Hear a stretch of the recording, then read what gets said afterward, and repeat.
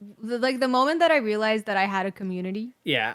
was like the biggest thing for me. Like when Yeah. I realized that I had a community and that there were people that actually enjoyed what I'm doing, and I realized that I'm providing some sort of value to people Mm-hmm. who are interacting with me or just watching me. Yeah. Um, and when I did hit partner eventually, having those people celebrate that with me was Yeah. like the coolest thing, and it was just really. Hey, she's a beauty.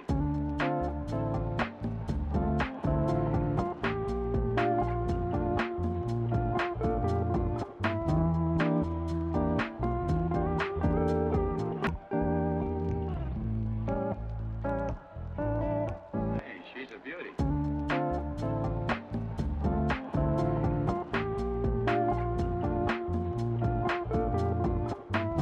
Welcome to Tarducks, a podcast for content creators to come on, share their stories, experiences, and advice. And today I am super excited. I have Yikes. Welcome. Hey, it's nice to be here. Thank you for inviting me. All right. So, what we do to get things going on the pod is we start with 3 random questions to just warm up. Are you ready? I'm ready. All right. So, what place would you like to travel to that you've never been? Actually, Portugal, and I am going there this summer, and I'm very excited. Excellent. That's cool. All right. Last movie you saw? Ooh, oh, you're gonna hate me for this one. I'm not a big movie person. All right. Last TV show then? I'm sorry, I don't even remember. Last TV show, The Last of Us. Okay. And are you finished it or are you all caught up? No, I'm on episode 3, so no spoilers, No please. spoilers. Absolutely. All right. And now, when you were little, what did you want to be when you grew up? Oof, I wanted to be a dentist. Really? Mhm. All right. Super random, I know. Yeah, Didn't totally. happen. Oh, all right. So, first of all, what do you mean by you're a 3-star comedian? Ooh, great question. I think a lot of it ties in with just, I guess, my personality and the sense of humor that I have, Yeah. and it comes with a little bit of wit and a little bit of sarcasm, and sometimes it falls flat Yeah. and it could be a little bit dry, but a lot of times, it hits and it's really funny and people enjoy it. And I think that, just going off of my name, Yikes, too, some Yeah. jokes are funny, some jokes are yikes. Nice. And I just kind of like, I thought, you know what? I'm kind of like a 3-star comedian, and I kind of went with it, and it just kind of became my brand. Excellent. It works. I set the bar low. All right. So we were just chatting about how I ended up finding you on Twitter, and it was that video you posted in the fall. And do you want to just Mhm. talk about that video? You're talking about the video where I guess I kind of announced that I went full time, and I was like, I remember at the end I was like, don't nobody tell my mom because Exactly. she's gonna Yeah. kill me. Um, that video was about me announcing that I'm going full time with streaming and content creation, and I actually have a master's degree in occupational therapy. I don't know if you're familiar with that field exactly, but I worked, I guess literally I finished school and I started streaming because I finished grad school where I was like in the process of finishing grad school, and then the pandemic hit. And then I started streaming as I got my first job, and then I streamed throughout that first experience. So for 2 years, I worked in the field for the first time, and I was streaming, and I reached a point where I just couldn't do both at the same time, and I was like, something had to give, and I figured, I'm gonna try this content creation thing because I've already invested in my education, so it's always gonna be there for me if something fails or doesn't go the right way. Absolutely. And, that's the perfect time to try it because you really have got your whole career path ahead of you. You're not like, middle of your career, you've got an established salary and, you're not taking that risk, owning a Right. house, all of that. It's like, why not? You Yeah. got nothing to lose. I mean, well, sort of. I did get my job, and I was like, "Oh, I should buy my first property," and I did end up buying a condo and stuff. Oh, So wow. that is hanging over my head a little bit, but I figured, again, sometimes you just got to take risks. Yep. And do something you love. Yeah. Yep. Yeah. For sure. Now, what were the parents' reaction when you said, "Hey, yeah," or did they already know you were kind of streaming in the background? And they knew. So a little background, I guess, to that is that I'm Bulgarian. I was born in Bulgaria and I moved to the US in 6th grade. So meaning, I guess, does that make me a first generation immigrant? Or yes. second? First generation? No, you're first. You're, First. yeah. My kids would be second, right? No, Yeah, actually, something like I that. think your kids will be first. You're because you weren't born here. I think. Right. Whoever's, yeah. Something like that. I Yeah. guess my point is that, my parents are a little bit, I don't know if old fashioned is the right way, but Yeah. a little more like, we came here for you to get an education and, so at first they were like, because I've always been a gamer. I used to game even when we lived in Bulgaria, Yeah. I got kind of lucky because my dad is a gamer Yeah. himself. He loves computers. So when I would game, he'd be very supportive of it. Yeah. But like obviously to some extent. And then when I started, I guess when I wanted to start streaming, as I mentioned, is when I quit, or not when I quit, when I finished grad school. So Yeah. my parents were very kind, and thank you, Mom and Dad, if you ever see this, just letting you know. They were like, "What do you want as like your graduation gift?" And I was like, can I get a PC?" And my dad's like, "Sure." And he was really nice. I mean, they were very nice, and they that's how I got my first PC, which is now my streaming PC. Yeah. And they kind of helped me get going. Did they have doubts about streaming? For sure. Yeah. I don't think they I don't think they still really know what I'm doing or what I do. I don't think many people who don't really understand, watch this, understand it. Yeah.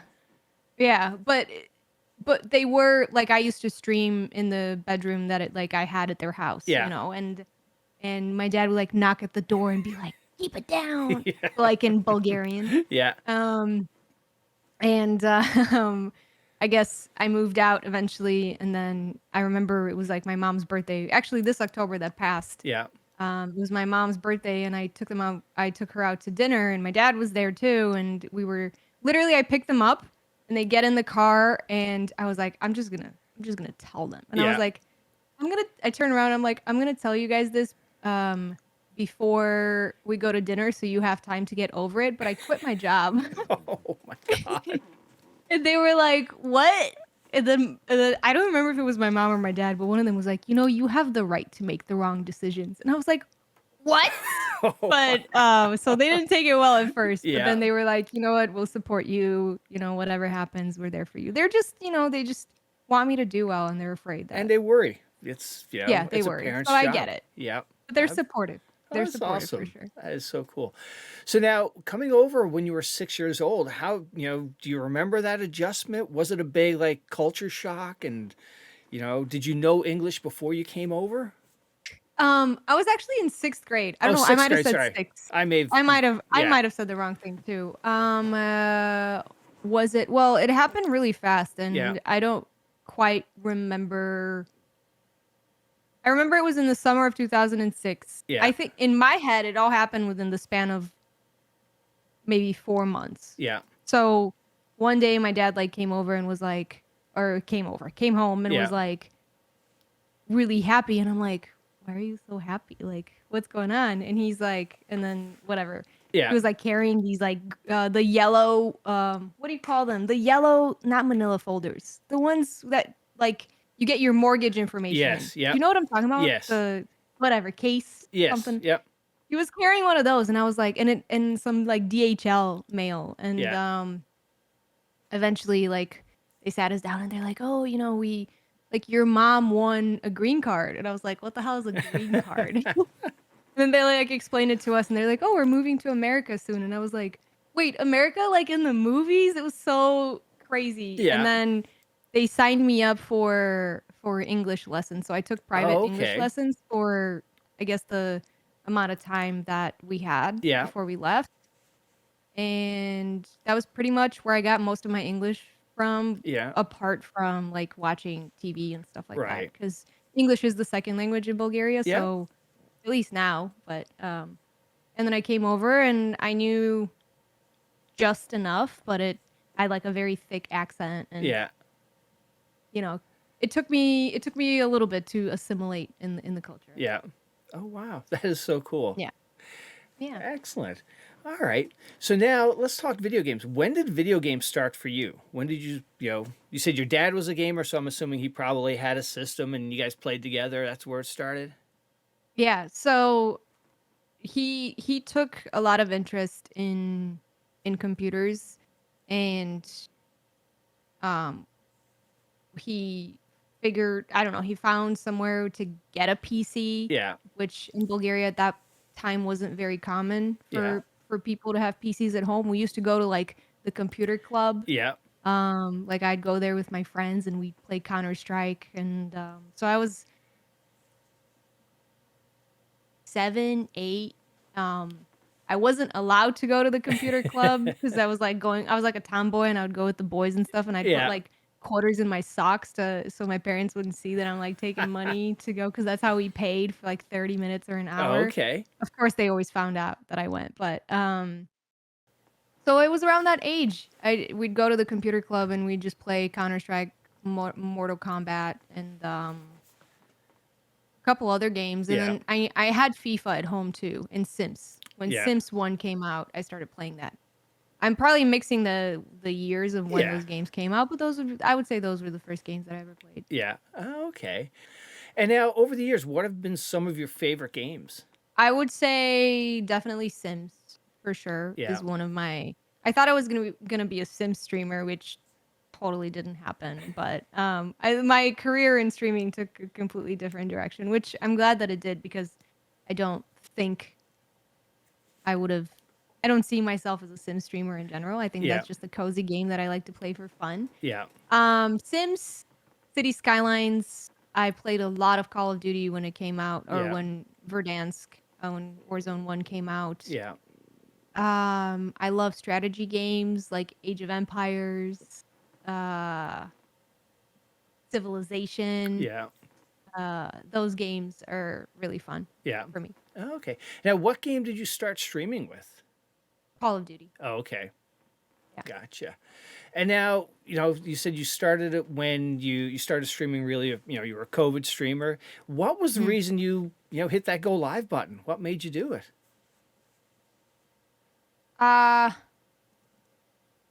It was really just, it was definitely, I used to watch a lot of YouTube in general growing up. I was there, I guess, throughout the inception of YouTube, and I know all the stars and like Jenna Marbles and all those. I don't know do you know who Jenna Marbles is? No, I don't. She quit, I guess I want to say, the internet. She literally quit the internet. Oh, wow. Because she's like in her, I don't know if it's like her late 30s now, Yeah. but she kind of, she's just venturing into another stage of life at this Yeah. point. But and when COVID started, I was sitting with my friends and I was like, I feel like I really want to do something on the internet too. I don't know if it's going to be vlogging Yeah. but something on the internet. And one of them was like, do you know about Twitch?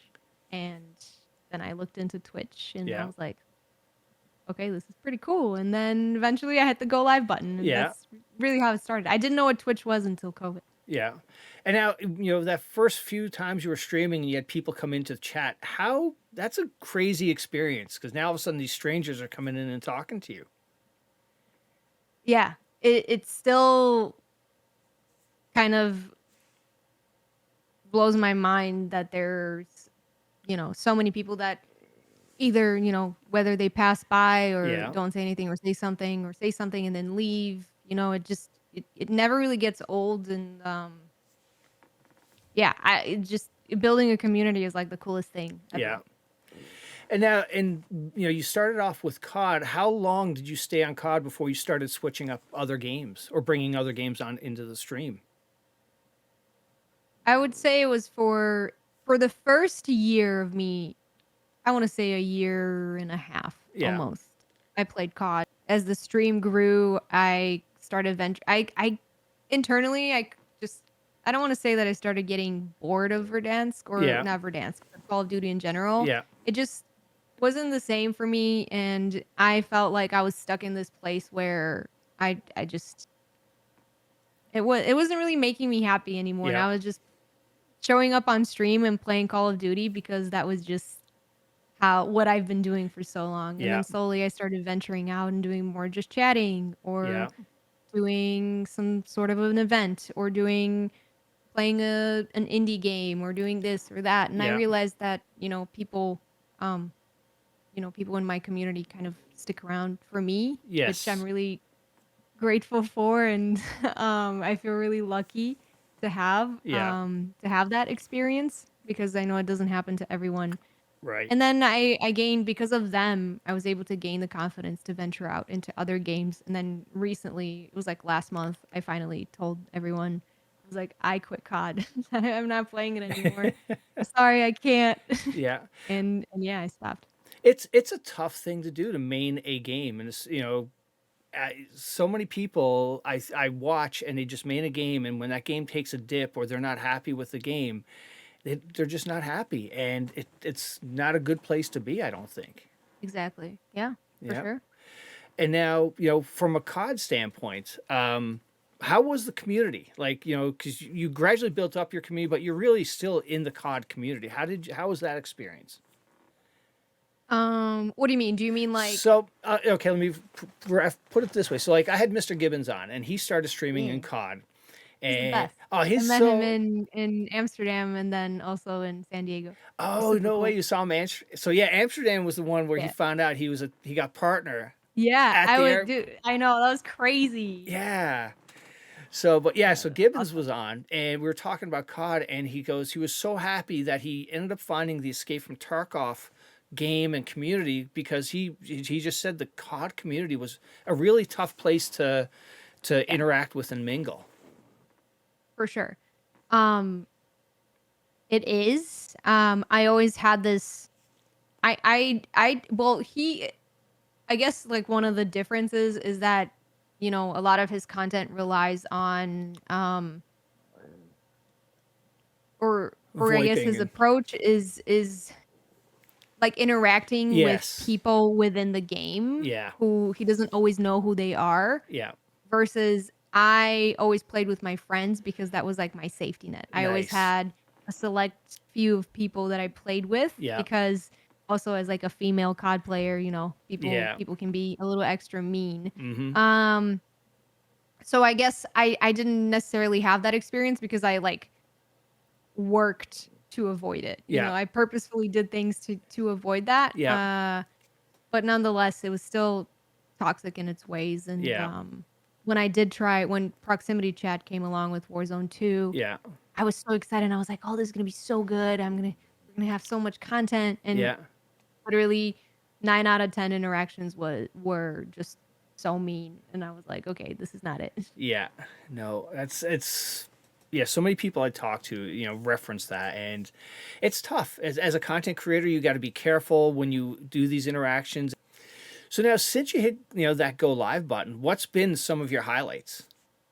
The moment that I realized that I had a community Yeah, was like the biggest thing for me. Like when yeah, I realized that I had a community and that there were people that actually enjoyed what I'm doing, and I realized that I'm providing some sort of value to people mm-hmm, who are interacting with me or just watching me. yeah, Um and when I did hit partner eventually, having those people celebrate that with me was yeah, like the coolest thing, and it was just really nice.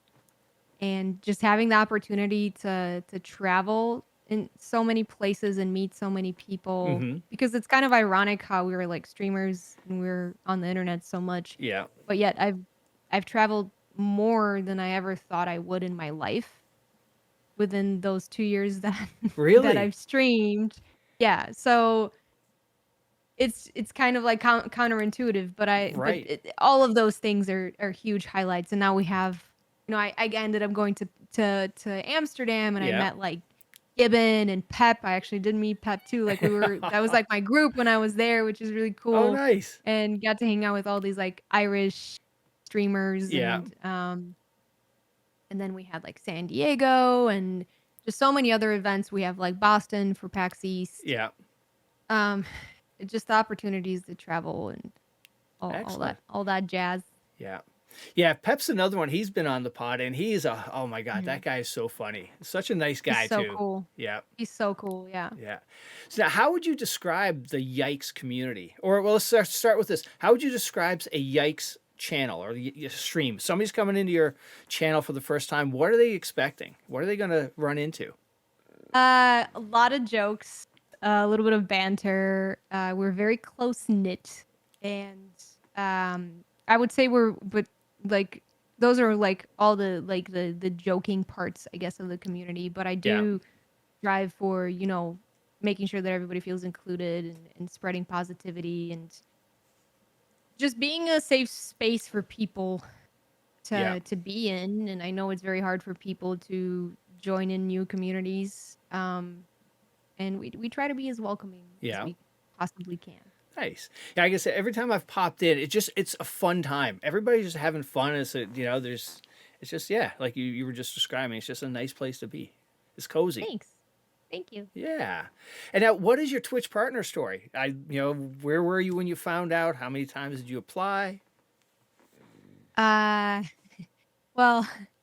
I did like a silent application kind of thing. Yeah. Like when I hit those numbers, I told my mods, I was like, hey, who are my mods? Shout out to my mods, by the way, the greatest people.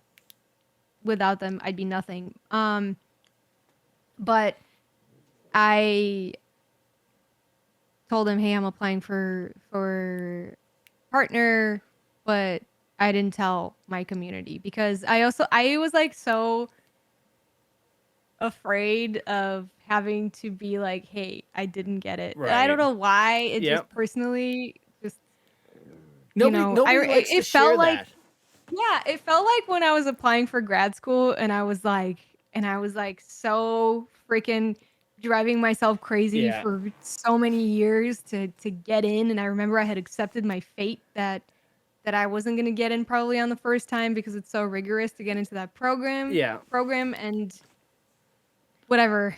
So it like brought me back to that. And I was like, I don't want to go through that. And I did end up getting into the grad school program, but I was like, I don't want to have to go through this again. So I'm just going to keep this silent. I'm not going to tell anyone. Maybe people had a hunch, but and then I was streaming and at that point I was doing GTA. So I was doing GTA RP. Oh, no way. Yeah. I feel like I've done so many things now that I'm like thinking about. And now I DJ. Like that's I know. my I was going to now, talk to you about the like, DJ aspect of it. Yeah. So it's just what am I doing? But and I was doing GTA RP and I remember the Twitch staff member because usually a staff member comes in. They're like the final piece of the decision whether you of the verdict whether you're gonna get it is a staff member comes in and watches you. And yeah, and we saw him in there in the users chat, and I was like, oh my God, they're here. And I remember that day my stream crashed 3 times. Oh no. And it was so miserable for me because I was like, man, on the day that staff is here, it's gonna crash 3 times. Yeah. And but the moderator saw that they're in there and were kind of like, being like a little extra like supportive and trying to keep me going. And I kept restarting stream and I was not pushing partner numbers whatsoever because of all the crashes and stuff. Yeah. And I was like, I'm just not getting it. And I remember, although we were really having fun throughout the stream, but I ended the stream and then I checked my email. Well, I usually end stream, and a lot of times I go in Discord, depending on how tired I am. And I went on Discord, and and we were just hanging out in there. And I checked my email, and it said that I got it. And there's a video of me actually. I think it's on TikTok. Of, like when I like read it for the first time, and I was like, "Guys, read this with me." And I'm there like ugly crying, like, "No way, we got it!" And it was my first try. And the stream was like technically like terrible because it crashed so many times, but community pulled through, and I'm really grateful for that. Oh, that's so cool. Love those Yeah. stories. Shout out to Akadeka. That was I suppose they're from Australia because Yeah. that's the only place that they call ACDC Akadeka. Ah, So okay. shout out to that staff member. We'll never forget who you are. Oh, shoot. That's awesome. So Yeah. now, how did you like? Did you get to a certain point when you started to stream that? Yeah, I could take this. I could take this full time, or was it just a gradual increase, or did you just jump 2 feet into it and said, "I'm taking a risk"? I took a risk. There was a point where I was like, holy shit, like things were kind of like blowing up Yeah.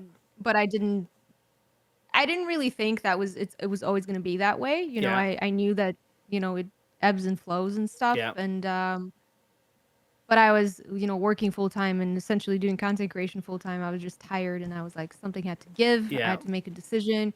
And I feel like for me personally, I think, and I'm really grateful for this, but I also I worked really hard to have this safety net of having Right. my education in the back burner because I know that, if stream fails, I'm done with school. I have Right. something to go back to, which kind of helped me have the courage to try this for Yeah. real. You know what I mean? And take the risk. Yeah. Absolutely. And so, what advice would you give to somebody who's thinking about going live for the first time and trying to make it? I would say research, like watch other streamers, Yeah. learn streaming etiquette, learn what it means to build a community and do it the right way. Because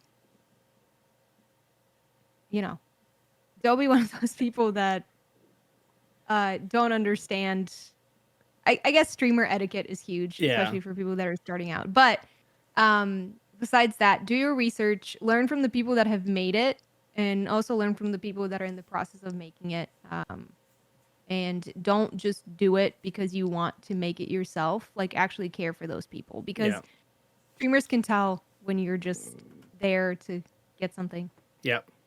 out of you. But definitely don't be afraid to do it. Try it out. But do your research before you start. Nice. And now, when you made that commitment, you're going full time.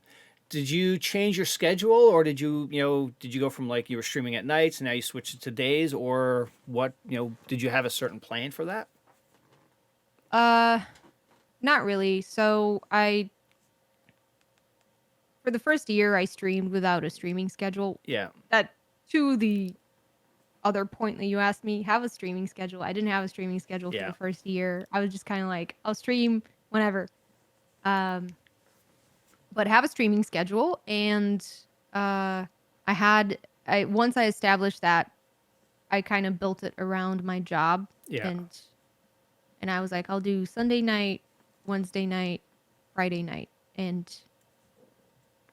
I'd come home from work, or on Sunday, whatever, I'd Yeah. have Saturday off, and then I'd stream.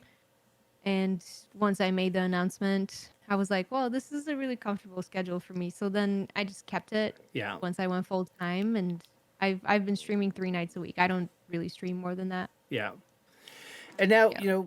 when you came off of COD and you started trying other games, did you find different or different people started coming into your community, or did you sort of maintain the same sort of the same people were there? I would say it's the same people. Yeah. The way that new people have been coming in ever since I started doing my music stuff. Yeah. Which I'm really excited about. But yeah, COD was the reason why I guess I grew in the beginning, but it plateaued for me.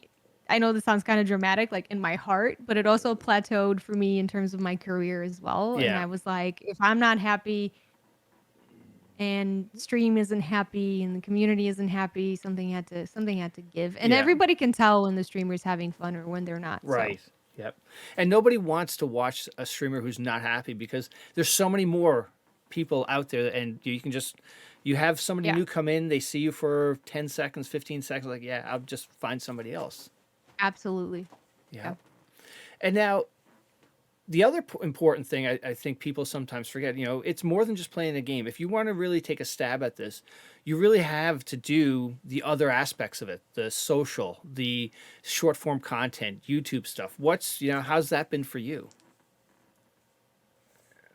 Uh, Like with so TikToks and social media is very tricky. I had like my moments of virality on TikTok yeah, when I was still working, I would say. And that's when it kind of gave me like the little push to be like, all right, this is like we're popping off. It's time to go, this is our yeah, time. And then things kind of plateaued, even though I really wasn't doing anything different. But I've expanded to YouTube and Facebook yeah. recently now too. And I'm part of an agency called Dulcetto, which I love dearly, and I love my manager Alex, and they're all so amazing, and they help me find different brands to work with, Yeah. and yeah, That's cool. And now, how did you end up getting, connected with them? just networking, really. Yeah. Yeah, Oh, nice. Cool. yeah, And now let's talk about TwitchCon. So your first TwitchCon was Amsterdam.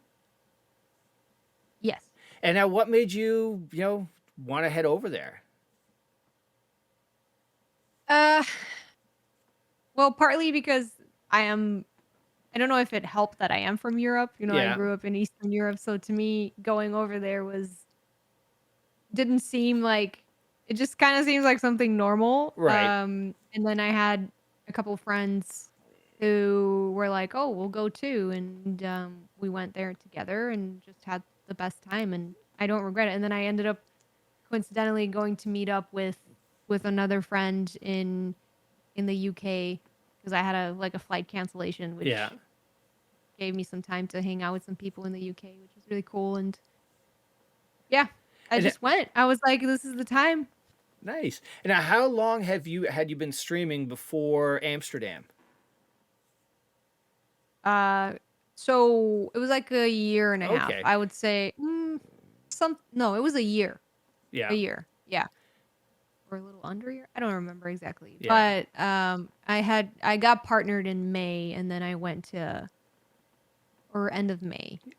And then like a month later I went to Amsterdam. I had to go and switch they printed out my affiliate badge, and I Yeah. had to go and be like, "Can I have a partner badge, please?" It was really cool, but And yeah. now it must have been, unique because you're going there and you're seeing, peers or other people like, wow, that person.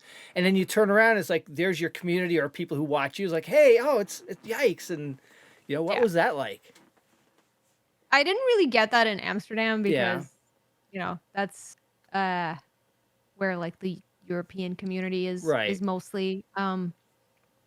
But that happened in San Diego, and like a couple people like stopped me on the street, and they were like, "Oh, Oh, you're wow. Yikes," and I thought that was like so cool. I was like, "No, I am." And I mean, it feels really cool. Yeah. I like appreciate it more than I think I can express. Yeah. And I don't I'm just grateful that people watch me, really. Yeah. And now what were some of the highlights from the San Diego TwitchCon? Oof, so many. Yeah. I got to hang out with my community a lot. I also got to hang out with friends. I got to network. Yeah. And it was just getting to see people that you've talked to for at that point so many months, Yeah. a year and months, and just getting to see them in real life was so surreal and just unforgettable Yeah. experience. Yeah, I think San Diego was a really special TwitchCon for a lot of people because it was really the first one after the pandemic, and you had so many people start streaming during the pandemic, and now everybody's seeing everybody for the first time, and a lot of people in IRL, and it's the vibes you got from the pictures and the videos, and it seemed like it was a really, really cool thing. Yeah, for sure. It was unbelievable. Yeah, nice. And now, what do your friends and your family IRL think of, do they have, you talked about your mom and dad really don't understand it, but, what about your other friends that know that you stream, or like, what do? You just play video games? I have a couple of friends. A couple of my best friends would like pop into chat sometimes. Yeah. I have one really close friend that like has been on my stream actually, and we've done like this segment that I call like Yikes' late night show, and it's like her and I just like cracking jokes and Yeah. doing these like fun little activities. We've done like what was it called? Don't even get me started. Like you put your like pet peeves in a bucket and Yeah. like talking about them. It was like really funny, just like lighthearted, fun stuff. Right. I have some, some friends that are sort of involved, invested in the stream, but I would say for the most part, people are really supportive and they're like, that's really cool what you do, but we don't get it. So, and I don't, that's totally fine with me. I don't Yeah. expect you to be watching my stream, and that's totally fine. I don't love you any less than, Right. before, and it's just normal to me if they don't choose to Yeah. participate. So actually, GTRP. So I had no idea you did that. So, and you're the first content creator I've had on. So what is that whole? You're streaming that. Do you have to have like a script, or does everybody sort of get on the same page, or you really just roll the dice and just roll with it? We had so we were all kind of jumping in. We had this idea of, my friend Zoe had this idea of, so her and her mod created this server where it was going to be like community based, and it was only going to allow community members to participate in it. And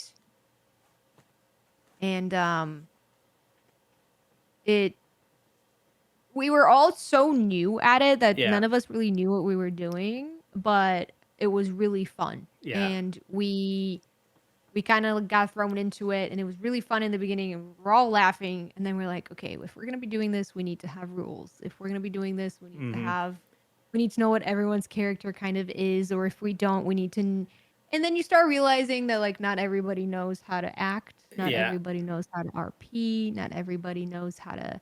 And then at one point I was like, wait, this is too overwhelming. Right.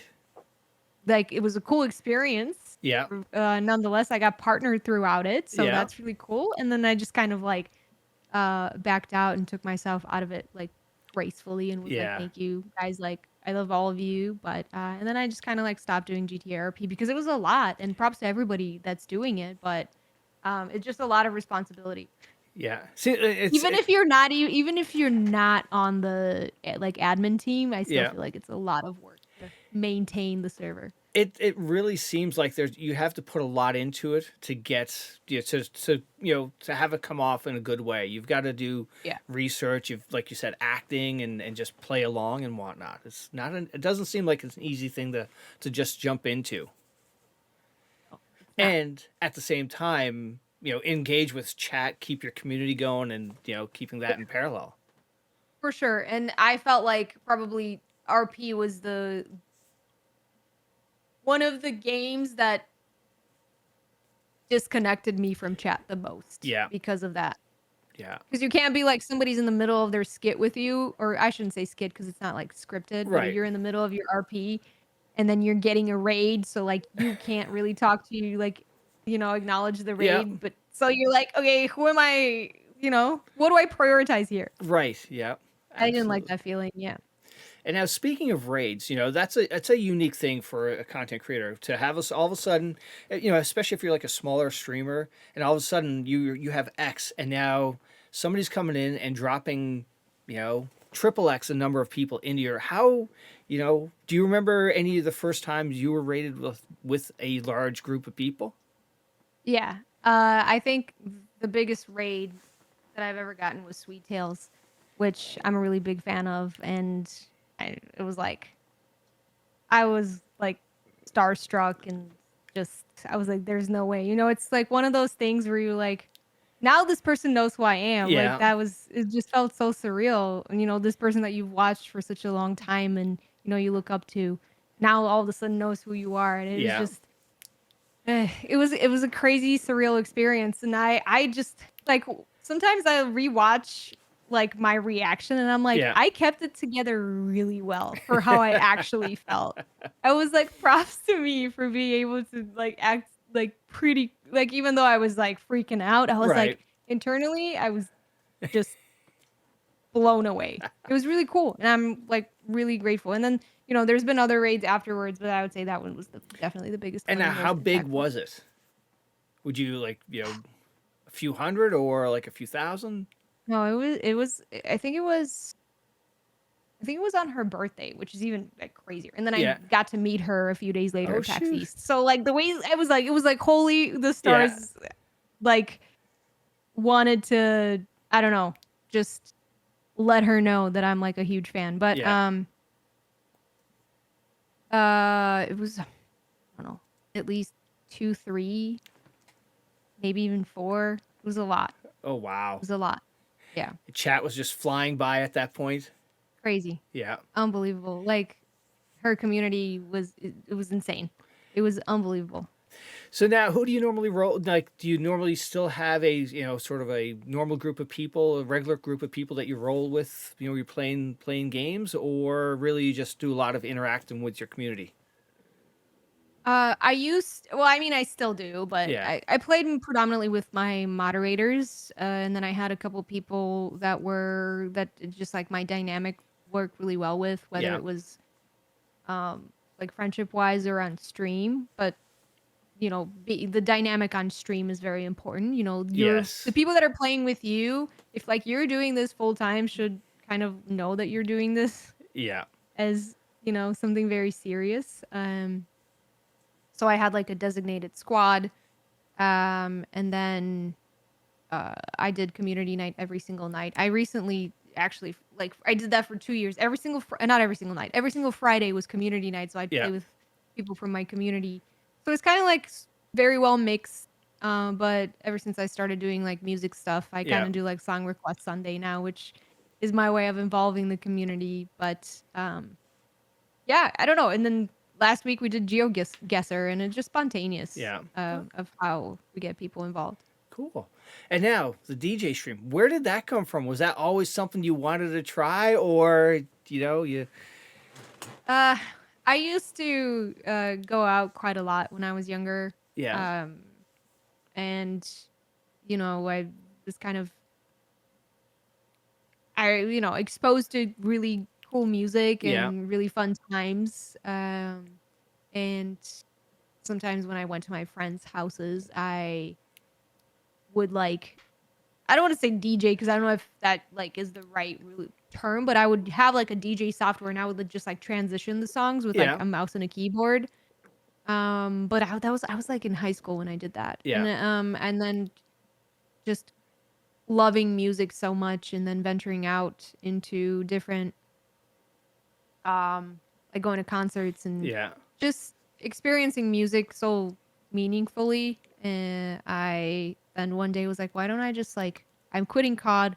I need to do something Yeah. that's fun for me and fun to watch too. And I was just crossing my fingers being like, I hope people like this because I think this is really cool and I really enjoy it. And I got one of these bad boys Yeah. and I think people were enjoying it. I don't do this every night. Yeah. But it's something that I do now, I guess.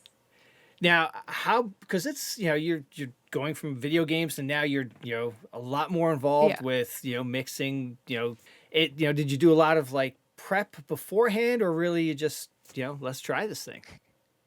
I'd say I did like a week of the hardest part for this because I know the logistics of like how to mix music. Yeah. I just didn't really know the buttons that Yeah. well. The hardest part was just routing the audio because I have a Go XLR and this is technically a second mixer Yeah. and dual PC setup. So that part was Oh, really God. challenging for me to Yeah. figure out how to. But I eventually figured it out, and I spent maybe like 7 to 10 hours of just mixing songs and practicing. And Yeah. then I was like, all right, I'm going to do this on stream. And I was so nervous. I felt Oh. like I was doing a presentation in grad school or something like that in front of 200 people.